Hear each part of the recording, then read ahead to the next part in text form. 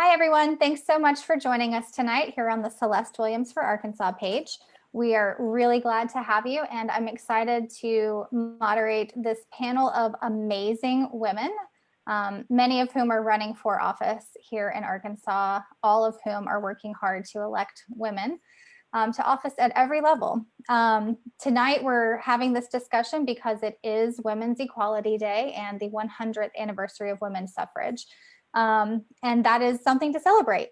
And while we are celebrating that and we want to talk about our experiences as women, we'd like to acknowledge that we are still living in a country where women don't always receive equal pay for equal work, where race and gender affect access to education and healthcare, and that not every woman was included in that momentous event 100 years ago. So we want to work hard to make sure that they are in the future.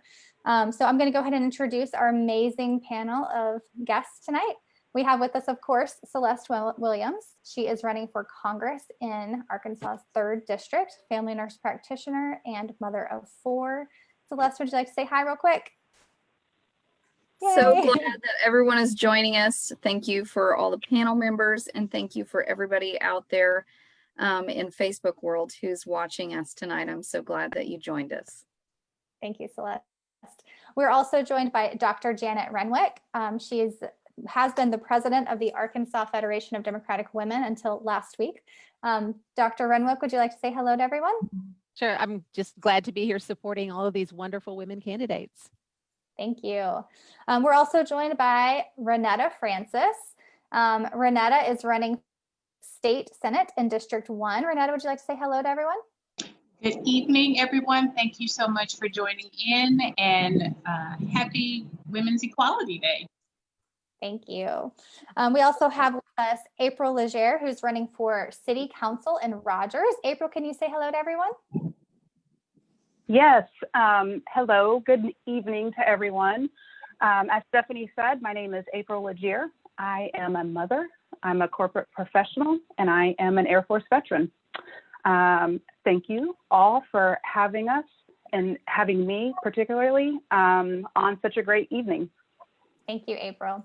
And I probably didn't say your last name right. Say it one more time for me. Legere. Legere. Thank you. We're also joined tonight by Beth Coger. Beth is running for JP in Washington County District 6. Beth, say hello to everyone for us. Hello, and thank you for inviting me this evening, and I'm glad to be here with all these amazing women. Great. And our last guest of the night is Miss Suzie Bell, who is running for state representative in District 97, which encompasses some of Carroll County, Madison County, and Washington County. So Susie's going to say hi now. Yes, hi everybody. Good evening, and thrilled to celebrate Women's Equality Day. Thank you so much. Just to remind all of our viewers, this is an interactive conversation. I'm going to start by asking our panelists some questions to get the conversation going, but we would love to hear from you. So if you have any questions for anyone, drop them in the comments and we'll get to as many as we can. So let's jump in. Celeste, as a family nurse practitioner, I've heard you talk before about how women are suffering disproportionately during this COVID pandemic. Can you extrapolate on that for our viewers? Sure. I don't know that I'll speak from it from my nurse practitioner hat, but certainly as a woman and a candidate running for office, paying attention to what's happening in the world and the enormous amount of job loss that has occurred is, in 2008, when we had the recession, it was sort of referred to as a man session, that a lot of men lost their jobs during that time because of the slowdown in construction. And so right now, with this recession, which I would say if it continues much longer will certainly be a depression, it has been a disproportionate number of women who have been affected by the job loss. So aside from, part of that is because there's a lot more women that work in like the hospitality industry and travel and and tourism. And then also when a couple is trying to figure out what to do about childcare and who's going to stay home with the children, to do homeschooling or virtual schooling, or there's just no childcare available, then that continues to disproportionately fall on the shoulders of women. You know, just looking at equal pay for equal work and that type of thing, right after college, men and women, their pay tends to be about the same level. And it then drops, not necessarily because you're a woman, but more often because of motherhood. And, you know, that tends to be even worse if you are not a white woman, that you're going to make even less money because of that. And so this pandemic, certainly I continue to say that it has really highlighted the problems that have been there all along, and just really been a bright light on the weaknesses in our communities. And, you know, I think that we all need to really work to make a much more just and equitable society. And this is just a highlight of what we need to do better. Thank you, Celeste. Suzie, I'm going to field this next question to you. On this 100th anniversary of women's suffrage, I want you to share with our viewers, what does Women's Equality Day mean to you? Well, I celebrate the 100 years of all the accomplishments that we've made as women. And we have made some accomplishments, but it still grieves me that we're not there yet. And we have a long way to go yet. Just the fact that women are just now having some representation politically is amazing to me. We're certainly not there as far as salaries and equal pay. And we're still fighting battles right now to try to just how we're treated in the workplace. And what Celeste said, our salaries are not equal. So while we do have a lot to celebrate, we have a lot more to go. So I think that I actually am not looking for the next 100 years to get there. I want to do it a little faster. I'm getting a little impatient, as we all are. So yeah.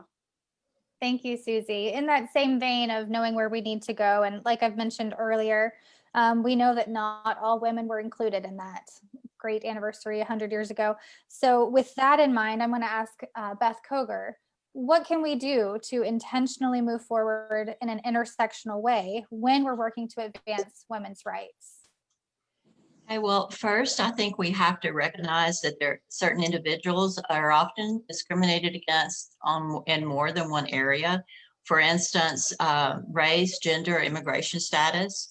A Black immigrant family might be discriminated against because of their skin color, but also because of their immigration status. I know that, for instance, low-income Mexican American women in the South sometimes have a hard time even getting to a doctor for care, because either they don't have transportation or they're afraid that the local sheriff might be racial profiling or stopping immigrants. And so first, I think we have to realize that all these things intersect, and that they all need to be addressed, because it's not just one thing, it's a combination of things that make it worse.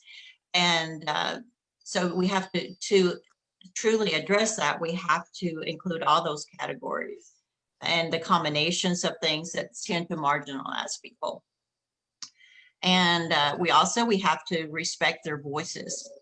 One thing that I've discovered in my work in criminal justice reform is that I'm glad to raise someone's voice if that will help, but it's often better, or probably always better, if I step back and let the people who have actually had that experience with the criminal justice system and let them tell their story, But also I feel it's my responsibility again to, when I can, to help raise their voice.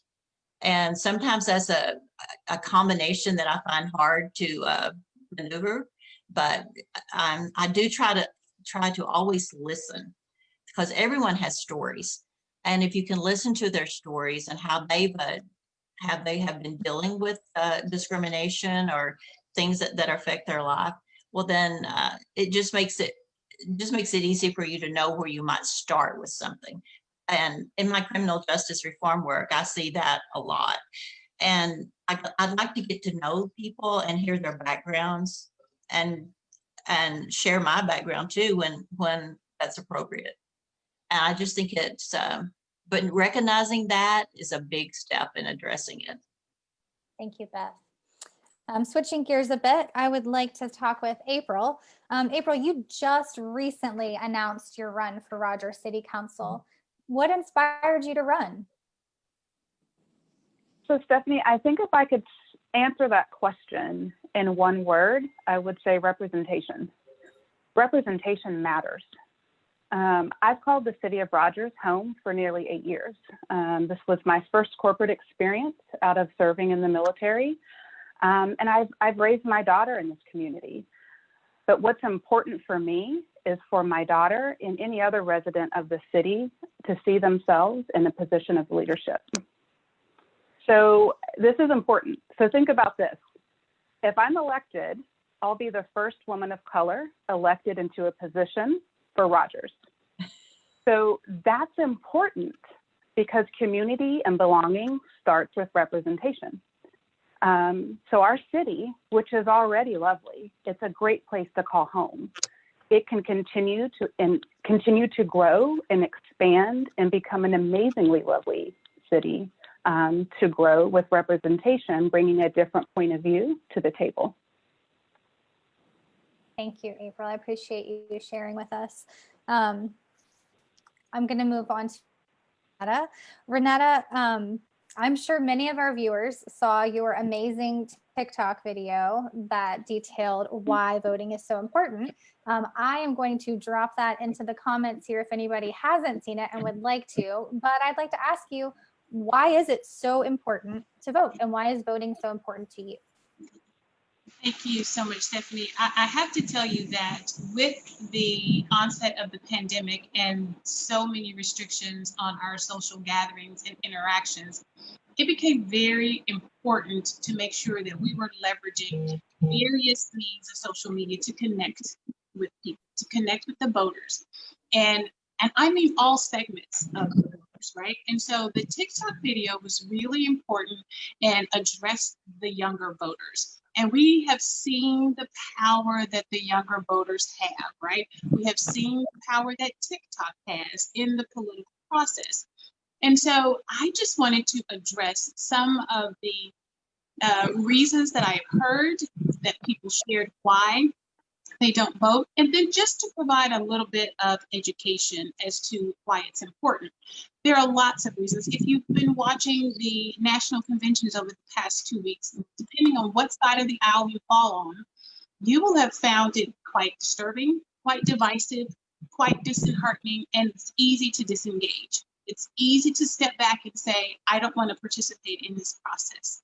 But that's all the more reason for you to do so, for you to get involved and to elect the type of representatives that best reflect your values, that best reflect what you want to see in government.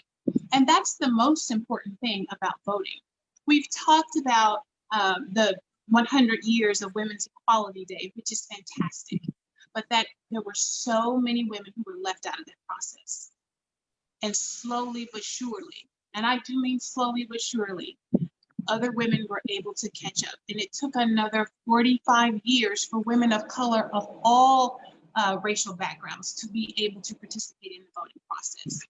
There were people who sacrificed their lives, who struggled, and who went above and beyond the call of duty to provide that right to vote for us. So in honor of that, it's incumbent upon all of us, not just women, to participate in the voting process, but all of us. It's incumbent upon us to just not only participate by voting, but also by getting involved in the process. Like all of us here, and April talked about this being a historic race for her to be the first woman of color to be elected in Rogers. We're running parallel historic races in this area. How fantastic would it be for us to be the first women of color elected in our respective offices? Do you know what that does, not only to the electorate, but also how it moves this region forward?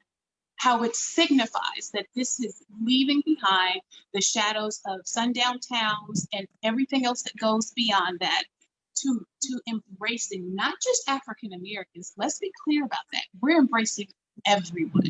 We're embracing the totality of the diversity of representation that has moved here and called Northwest Arkansas home.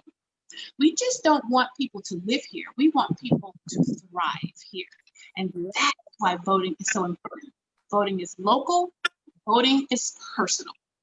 When you see it that way, you recognize how important it is for you to participate in the process, to vote and to get involved and to run. Thank you, Ronetta. Dr. Renwick, as the Yes. immediate past president of Arkansas Federation for Democratic Women, I'm sure voter education is a topic that you're well steeped in. Building on what Ronetta said, how can we increase voter education in Arkansas? What are some ways that you would suggest? Well, what the Federation of Democratic Women is all about is getting involved at all levels. And we have hundreds of women across the state that are active in local organizations and supporting candidates in various ways to try to increase participation at all levels. And that's really been our focus. We really need to encourage people to vote, get them out there, get them to know how they can vote, and everybody to take a friend to vote with them. You know, if everybody who is planning to vote would take a friend, our participation would increase. And it doesn't necessarily have to be somebody that has never voted before, but just take somebody and talk with your friends about how, what is their voting plan? How are they going to vote? When are they going to vote? Have they already asked for their absentee ballot? Are they going to do that? Are they going to vote early? What is their plan for voting? If we all did that with 25 of our friends, we would have a great turnout in the state of Arkansas. And when I'm done with this panel discussion, I will drop some links in the comments in case anybody would like to check their voter registration status. Yes. I'll drop the link for voter view there. I will also be dropping the link to each one of these amazing women's campaigns so that you can follow them and donate if you are so moved. Okay, so now the next part of, and again, I want to remind our viewers, if you have a question, please go ahead and ask it. I would be happy to get you guys involved and engaged in this conversation. This next question, I don't have a specific person this next round, so just tell me if you want to answer it, any of you. I'm going to make sure everybody is unmuted. I think everybody except for Beth and Celeste are. So there you go. Okay, so this question is just general to being a woman. Was there ever a time in your life when you realized being a woman was a factor in how you were treated? Well, I'll jump in there. I'm a professor of computer and information sciences, and computer science has been a male-dominated field from the get-go. Well, actually not, because the original computer scientists, the original programmers were women who figured out how to make systems work. When men figured out that they could make money at it, it became a male-dominated field. And so there's been many times when I've been the only woman in the room, and it's kind of like, well, what's she doing here? So. Thank you. Does anybody else want to add to that? Well, I'll jump in and I'll say that I just had a most recent experience in which, when I first met my opponent, the first question he said to me after introducing himself was, "Now you're going to be nice, aren't you?" Now, he knows I'm a strong, assertive female. And I'm just asking, I don't think that that's something he would have said to a male. And I just felt that I was being treated in a misogynistic manner by that tone and that question. That's just an example. Just because of my gender. Thank you for sharing that. Susie, I'm sorry. No, go ahead, Beth. Okay, I can relate to what Susie said in my nonprofit work and my criminal justice reform work. I'm often called the troublemaker. And because I ask the hard questions, and I do a lot of FOIA requests, and I insist that I get answers. And I was told once that I should just sit down. And I don't think they would have told a man that, but things like that just give me more energy, really. Sure. I would like for you guys to think about the line of work that you're in your professional life. And Dr. Renwick, you've already answered this essentially, but did being a woman in your workplace ever put you at a disadvantage? I will just say, I'll let Ronetta go first. Okay, Ronetta, you go, and then Celeste. Yeah. So I think we can all cite examples in which we as women in our professional lives have been disadvantaged because of our gender. Unfortunately, it's inherent within the social structures in which we currently find ourselves that women are subjected to or somewhat oppressed when it comes to the patriarchal society. That's just the way it is. And then when you layer on race on top of it, and Beth talked about earlier, the intersection between different protected groups. So being a Black woman, Dr. Janet talked about being the only woman in the room. And I have had many, many, many professional situations where I was the only Black person, the only Black woman in the room, and had to hold my own. Now that, people will underestimate you, but they'll only do it once, right? So after that, people pretty much learn that this is a person of force, a force to be reckoned with. And that's why I think it's so important for us as we're running now, and for this particular race that I'm running. There are only 7 women in the Senate for Arkansas. Only 7. Women comprise nearly 50% of the population, but that's not represented in our state house, right? So we have got to level the playing fields. We've got to do more so that we can bring the common sense negotiations, rationale, considerations to legislation. Women think about things, quite frankly, that a lot of men don't. We are caregivers by nature. We're caregivers by even as stereotypes, but just generationally, that's what we do, which means we've grown up thinking about all sorts of things, not just one thing. We think about what our decisions are and how they impact other people, and what the downfall, the flow from that is. So that's why women make better everything, right? And that's why we need more women representing us in our state legislature and in the city councils and on JPs and all across the board. As April said earlier, representation matters. Absolutely. Celeste, did you want to share with us an experience when being a woman put you at a disadvantage at work? I would just acknowledge that, I working in healthcare and certainly being a nurse, it was primarily women with whom I worked. And so I tended to often think, well, I didn't really have those experiences so much. But then I think about the relationship and sort of that power dynamic between predominantly male physicians and mostly women working as nurses, where there were times that we were not spoken to nicely. And, it was sort of that, it was a mix of misogyny and a mix of educational attainment, that the physician had a higher level of education. And I certainly didn't, I've seen that some with interactions with a female physician and a female nurse, but probably not nearly to the extent that it occurs between women nurses and male doctors.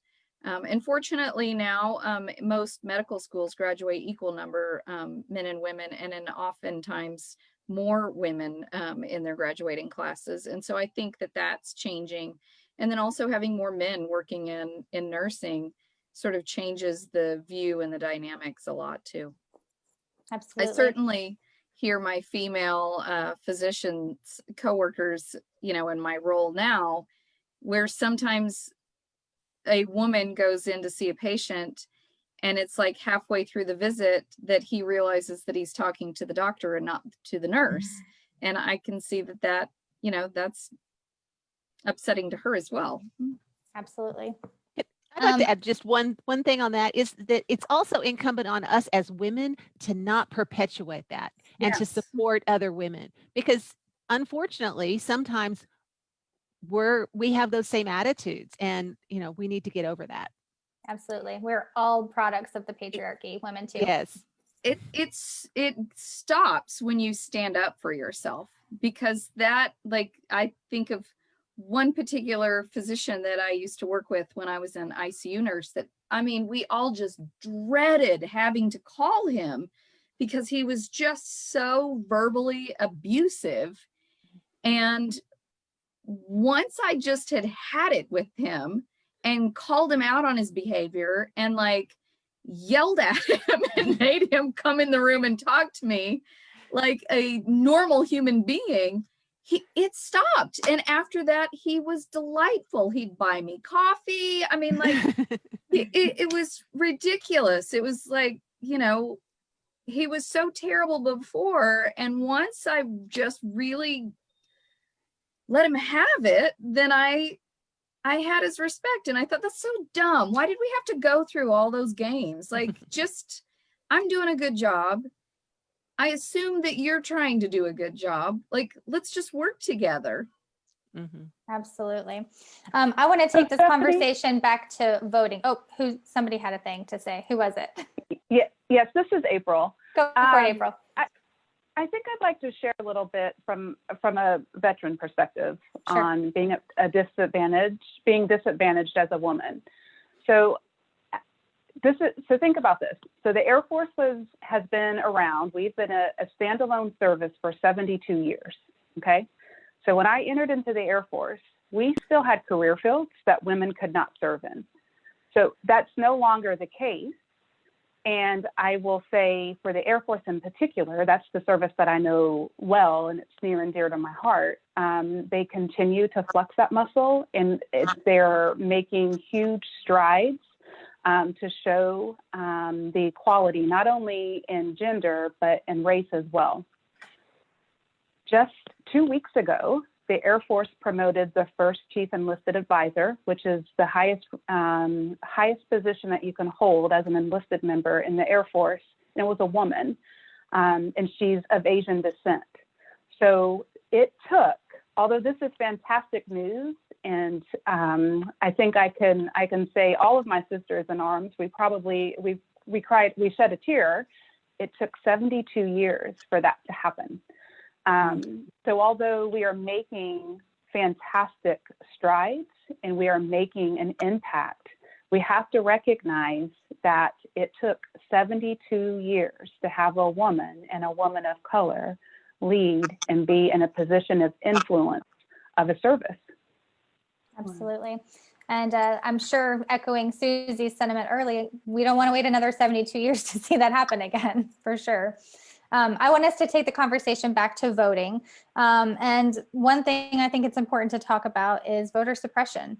Can anybody speak to what voter suppression looks like here in Arkansas, and what can we do to combat that?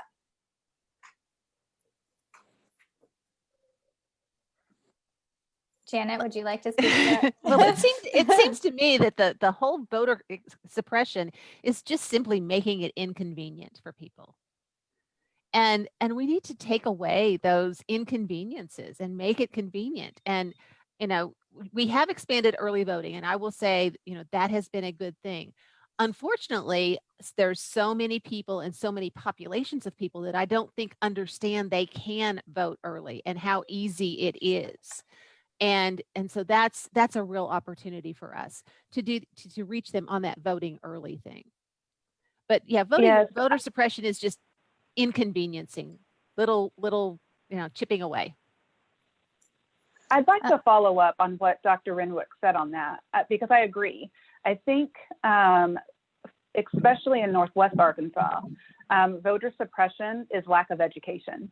It's lack of knowing the facts of how, quite frankly, how easy it is to sign up to vote, to register to vote. People who have a background, be it legal challenges, immigration concerns, so what they've moved, simply put, they've moved. They don't know how to vote, where to go to register, and how to make those updates. And I think that is why it is so important that we have organizations like the League of Women Voters, a bipartisan organization. That is what they are here to do, is to help educate and register people to vote, to make an impact in our communities. And I believe the League of Women Voters is holding voter registration events this weekend in both Fayetteville and possibly Centerton. I'd have to double check on that. Yes. But they have been holding drive-through voter registration events, so COVID friendly. So Stephanie, And I'm sorry. no, go for it. Yeah. No, I wanted to just add a little bit more on the voter suppression piece. And while I understand, I think that the baseline is the inconvenience, as Dr. Renwick mentioned, but here in Northwest Arkansas, we have seen it demonstrated as it relates to not only just making it inconvenient, but making it harder.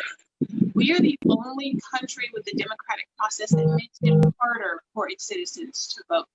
And, you know, our national leadership is challenging the way in which it would make it easier for people to vote by casting doubt and casting fear on the mail-in process, making people distrust the process by which they could so easily and legitimately and validly participate in the election process, but by mailing in their ballots, by casting this doubt, by making it even harder, and even when the voter registration cards are not translated properly, or when there are improper questions on the Spanish-speaking forms that would otherwise invalidate that person being registered, those are problems. And it goes above and beyond inconvenience. It goes to blocking one's active ability to participate in the election process.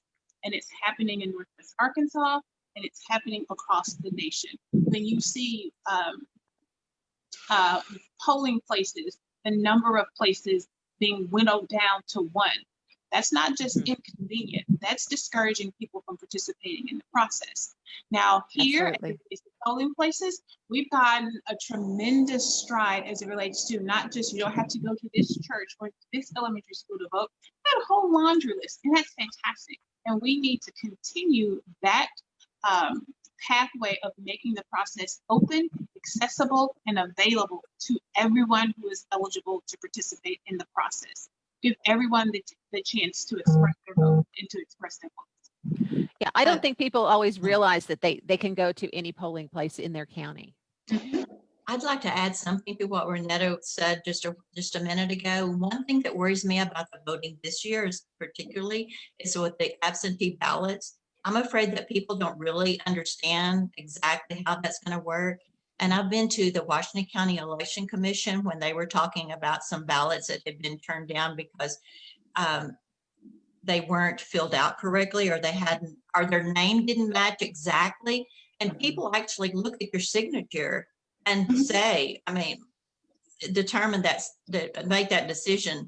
And another thing that I see a lot on social media of people who think they can take other people's ballots and so I think we really need to have a lot of education going on out there about how this absentee ballot thing is really going to work, because it would be terrible if even one vote wasn't counted. It's so true. So true. And also getting IDs to mail in with your ballot. I'm afraid that's going to be an obstacle for a lot of people. Yeah. My campaign did spend a considerable amount of money to get. We sent out 5,000 absentee voter application letters with very detailed instructions on how they can do. They could fill out that application with real clarity as to exactly how to do it, which box to check, etc. And the feedback I'm getting is that everybody's so grateful and so thankful. So there's some proactive ways we can do it as candidates, but once we get in office, we can make some lasting changes to the law that allow us to go to mail-in voting or even same-day voting, as you know, voter registration and voting the same day. I mean, there's lots of creative ways that we can do this that can stop that suppression. Absolutely. I'm going to go to some viewer questions here. And one was for Janet, asking if your organization had specific materials or information on steps for first-time voters. And I do want to let that person know that I did just drop a link in the comments to the voting section from the Celeste Williams website, which has how to register, the steps for the absentee ballot, all of that stuff. But Janet, does your organization offer information like that as well? I know that some of the county groups have had voter registration drives, but I'm not sure that we have materials as far as instructional, like Suzie was talking about, sounded really good. That would be something that maybe all of us should be distributing. Yeah, and I do know that the Progressive Arkansas Women's PAC shared a fun, lighthearted video featuring the Young Dems president, Blake Ross, that was just detailing how to fill out an absentee ballot. And that's probably still available on their Facebook page if you want to look for that. Again, that was the Progressive Arkansas Women's PAC. And it was a very informative and fun video. So there is that information out there. And of course, we need to make sure that gets to more people as well. Yes. Also, a commenter is mentioning that voting day, election day, should be a paid time off federal holiday. How do we feel about that? Absolutely. Yeah, I think everybody agrees. That would be lovely. That's such a no-brainer. It's like, why are we not making it easy for people to vote? If we call ourselves a democracy. Absolutely. Yes. Okay, I'm going to look for some more questions here. There was one, for our commenters who were saying they don't understand TikTok, have no fear, neither do I. I don't get TikTok at all.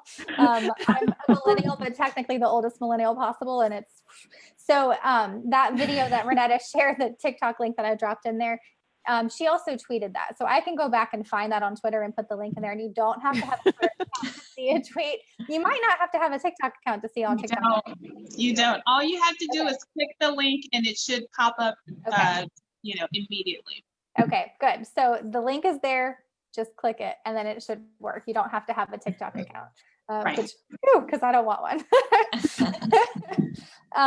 Okay, so another question coming through is, what are some bigger issues affecting women in Arkansas? Healthcare, poverty, pay wage gap. Does anyone want to speak to that? I think all of those things. The other thing that I would add is that Arkansas has one of the highest maternal mortality rates in the country. And when you kind of dig into the data there, it tends to be disproportionately Black women who have the highest maternal mortality rates. And that is obviously horrible.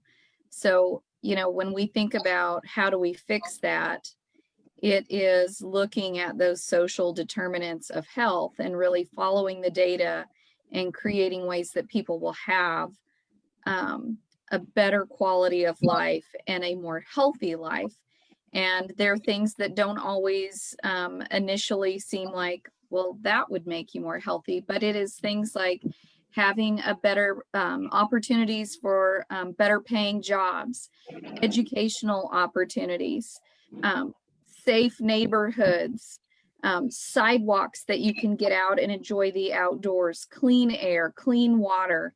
And all of those things certainly help improve a person's overall health and well-being. And, while we're thinking about that, when I think about marginalized people and healthcare issues, racism is a healthcare risk. It is a constant stressor that a person must live with that impacts their health and wellness. And it impacts their physical health, it impacts their mental well-being. And I think that's something that we can all agree is bad. Like, who is pro-racist? Well, there are actually organizations that are, but those I think need to be treated as hate groups, because they are. Okay, so just to your put point, this in Stephanie, to your Yeah, go for it. to the question that was asked, the status of women in Arkansas is dire, particularly as it relates to the disparities between how women are treated versus men, in so many facets, as Celeste mentioned. When you think about more than 17% of women in Arkansas live in poverty, more than 44% of female-led households in Arkansas live in poverty, and the number of women not getting health care because they can't afford it, more than 20%. But then how many households are led by women? We have systemic issues that are working against individuals doing their best. So it's more than just pulling yourself up from your bootstraps. It's more than just working really hard. These are systemic issues that we have to dig in deep to address. And that means challenging the people that are currently in power. That means challenging the existing structure as the systems as they're currently structured. That means we're going to have to fight, because changing the systems that they're working as designed. We say so many times the systems are broken. The systems aren't broken. They are working exactly as the way they were designed, to benefit those that are in power and those that are wealthy, and to oppress those that are not. So let's not say they're broken. Let's just say we need to change them, which we definitely do. Absolutely. We had just a comment, not a question, from a viewer commenting that in her workplace 50 years ago, her boss would yell, "Tea, please," and it was her job to hop up and bring the tea. And that sounds kind of ridiculous to some of us now as women, but I think things like that still happen. And I know whenever I've served on boards, I'm automatically like, "Hey, you're taking notes, right?" No, I don't want to take the notes. I'm not. I had a boss whistle for me once to come into his office. And I will say that he only did that once. Yes, he only did that once.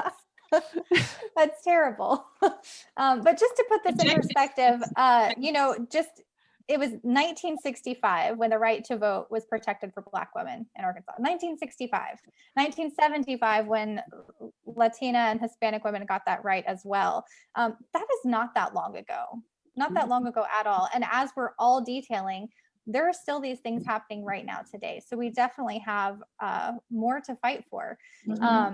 I believe we've addressed all of the questions that were asked from our viewers here.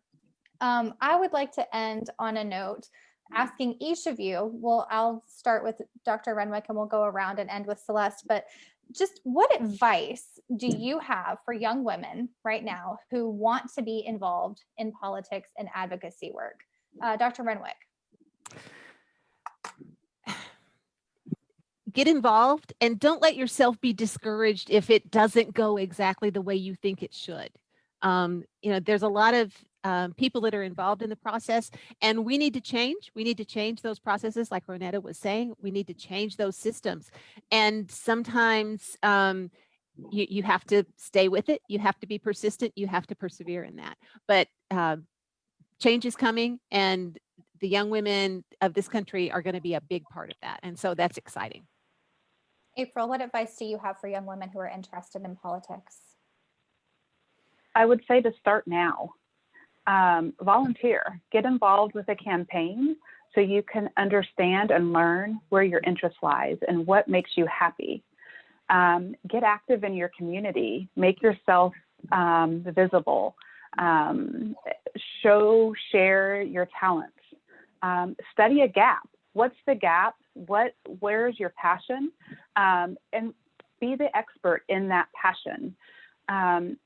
Create an environment, create a situation where you get to fill the gaps that you see in your community. Make it something that you love and continue to follow your passion. Thank you, April. Beth, what advice do you have for young women? I would say the younger, the better, the more energy you have to tackle things, and don't get discouraged. I find myself getting discouraged sometimes, and I try not to let that happen, but sometimes it does. But just remember and know that there's a lot of women around who are there to help you. I have been overwhelmed with the support I have received from the women in my life, and from women that I didn't know when I started this. So it's a learning experience, but it's great and it feels good to do it. And don't stop because you think that it's insurmountable. Or with me, I almost didn't run because I didn't think I had the right clothes to wear. Because when I retired 5.5 years ago, all my work clothes went, and I lived in jeans and workout clothes. And so don't let that stop you. Just go for it. And there'll be women who will gladly step in and help you. Absolutely. Suzie, what advice do you have for our viewers and young women who want to be involved? Well, be knowledgeable, find your passion, and don't be afraid. It's scary. It's really scary to put yourself out there publicly and just, take all those hits that you're going to get, but you believe in yourself, and don't you dare let anybody say that you are less than because you are a female, because you're not. And just remember, my favorite quote is, now I'm blanking. It is from, I'm going to tell you anyway. I never lose.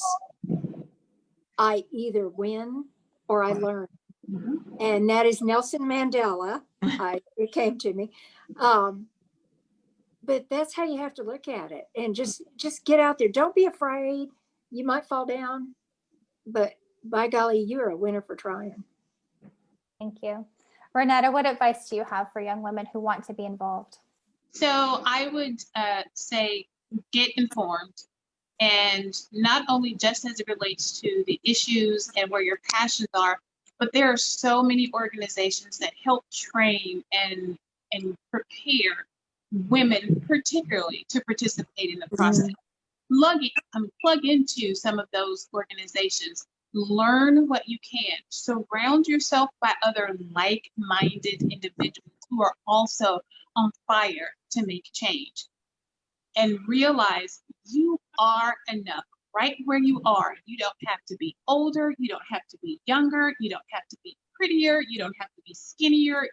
Your life experiences and what you bring to the table with that passion, you are enough. And I know Suzie said, don't be afraid, but it's kind of scary, right?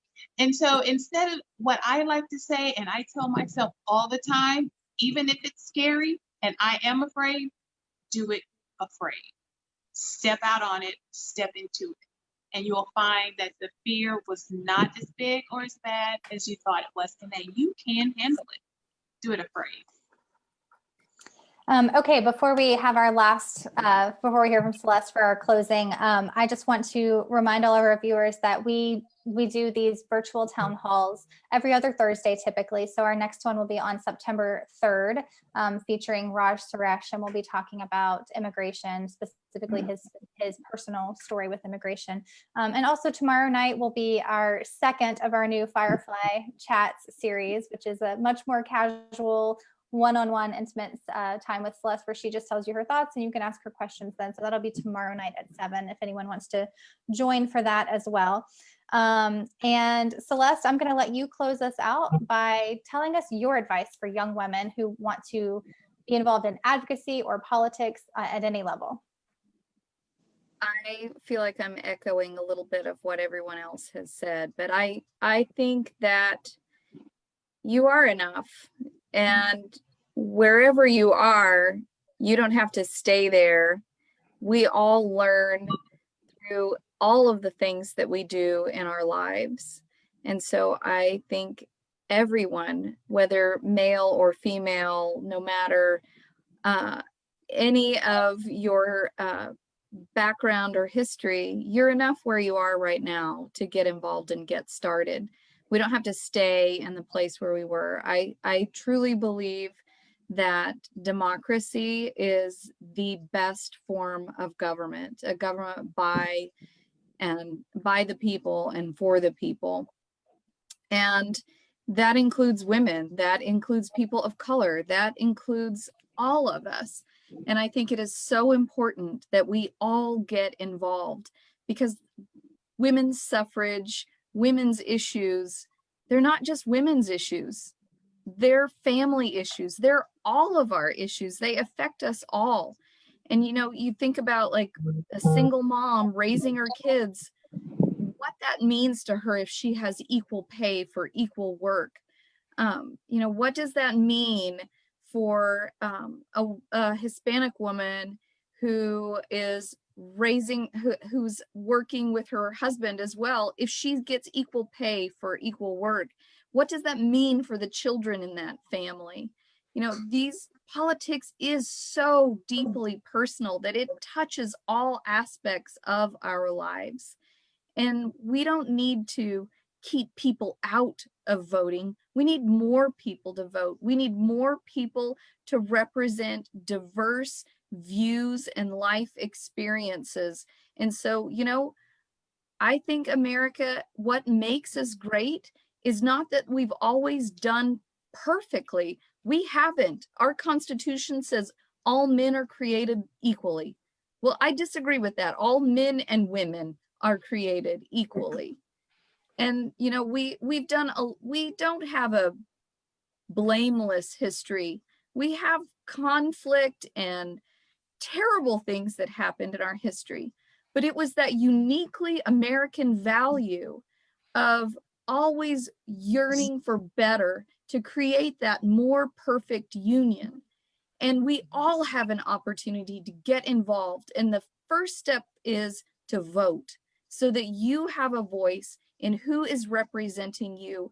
And you better do your homework and know who the person that you're voting for is, and make sure that they are representing your values.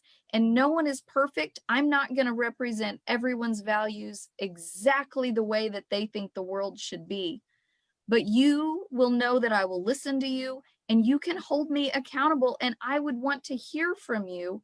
And you need to hold whoever is your representative accountable. Call them, send them emails. You know, we have to stay involved, or we don't have much of a democracy at all. Absolutely. Thank you, Celeste. Thank you to all of you for joining us tonight. You're all amazing women. And just a reminder of viewers, 5 of the women you see on the screen are currently running for office. And if you live in their area, you can vote for them on November 3rd. I'm going to put links to each of their information in the comments once we end. And you can also donate to support their campaigns so that we can have a more representative government. Thank you all for joining us. Good night. Thank you for having us.